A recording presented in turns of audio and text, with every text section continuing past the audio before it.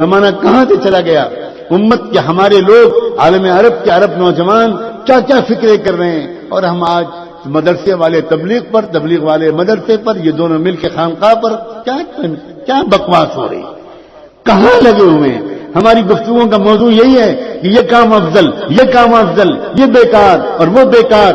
خدا پاک کی قسم، جتنی مرتبہ تم ان فضول باتوں پر بات کرو گے، اتنی مرتبہ تم اللہ سے زبان حال سے یہ کہتے ہو کہ اللہ ہمیں جنت نہیں چاہیے، ہمیں جہنم چاہیے۔ یہ باتیں کرنے کی ایک ایک لمحہ قیمتی ہے، ایک ایک سیکنڈ قیمتی ہے۔ اپنی زبان کو ٹھیک سے بات کرو، استعمال کرو، یا کچھ کام کر سکتے ہو کرو، ورنہ خاموش تو رہو۔ کام کرنے والوں کے دل تو مت توڑو۔ جانتے ہو کہ جو علماء کتابیں لکھتے ہیں، جو علماء فتوے لکھتے ہیں، جو علماء قرآن اور بخاری کا درس دیتے ہیں، انہوں نے اپنی جوانیوں کی بہترین راتیں، تم تو اپنی بیویوں سے لطف اندوز ہوا کرتے تھے، اور وہ نوجوان علماء اپنی جوانیوں کی بہترین راتوں کو کتابوں کے ساتھ گزارتے تھے، تب وہ اس قابل ہوئے ہیں کہ وہ قرآن کا درس دے رہے ہیں۔ تم کو قرآن کا درس حقیر معلوم ہوتا ہے؟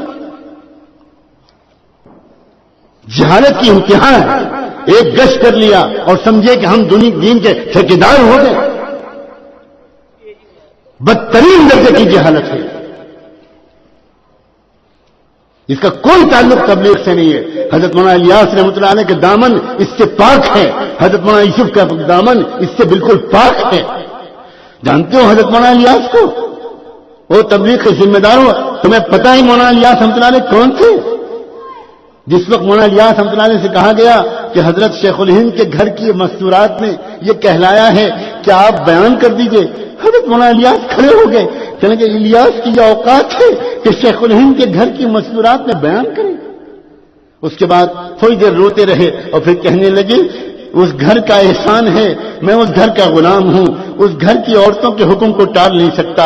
اس کے بعد ننگے پیر دیوبند کی اس گلی میں چلے جہاں میرے والد صاحب نے اس گلی میں چل کر مجھے بتایا، اس گلی میں شیخ حضرت مولانا الیاس رحمۃ اللہ علیہ کبھی چپل پہن کے نہیں چلے۔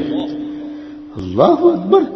کیوں؟ فرمایا یہ میرے استاد کے استاد کا مکان ہے، میں یہاں چپل پہن کے نہیں چل سکتا۔ جب حضرت شیخ الہند کے یہاں پہنچے تو جانتے ہو وہاں کی عورتوں نے مونڈھا بچھا رکھا تھا، ایک کرسی بچھا رکھی تھی بیٹھنے کے لیے تاکہ حضرت اس پر تشریف رکھیں اور بیان فرمائیں، تو بجائے مونڈے پر بیٹھنے کے ایک نوکر اور غلام بلکہ بھکاری کی طرح گھر کی چوکھٹ پر بیٹھ گئے۔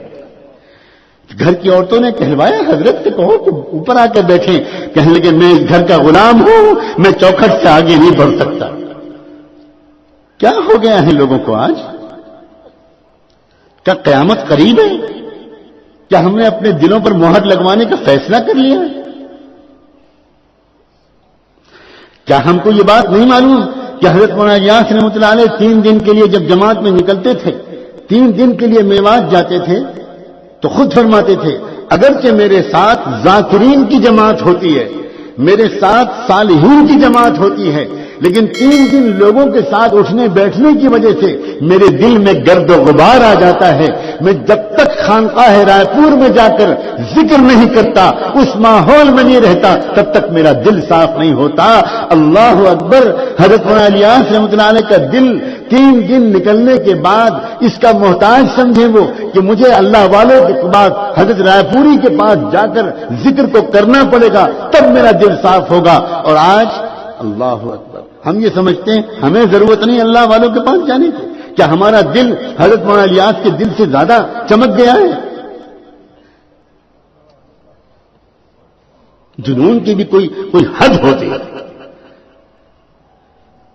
اللہ کے بندو، ہونا تو یہ چاہیے کہ سب شعبے میں لگے ہوئے لوگ دوسرے شعبے والوں پر رشک کریں۔ ہونا تو یہ چاہیے کہ علم والے ذکر والوں سے کہیں آپ کتنے خوش نصیب ہیں، آپ کتنے خوش نصیب ہیں کہ آپ تو گھنٹوں اللہ کی یاد میں ڈوبتے ہیں، آپ کو اللہ سے رابطہ ہو جاتا ہے، آپ کی تو ہر دھڑکن سے اللہ اللہ کی آواز آتی ہے۔ ہم لوگ تو مسئلے مسائل پڑھانے میں لگے رہتے ہیں، کتابیں پڑھانے میں لگے رہتے ہیں، آپ ہمارے لیے دعا کر دیں۔